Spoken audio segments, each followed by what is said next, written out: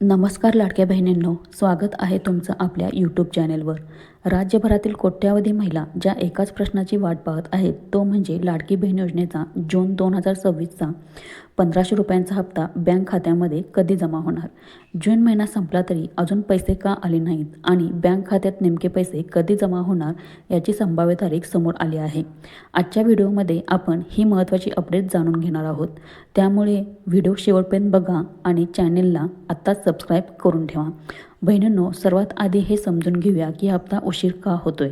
सध्या सरकारकडून अर्ज पडताळणीची आणि ई-KYC प्रक्रियेची पडताळणी वेगाने सुरू आहे. आता मुख्य प्रश्न, पैसे कधी जमा होणार.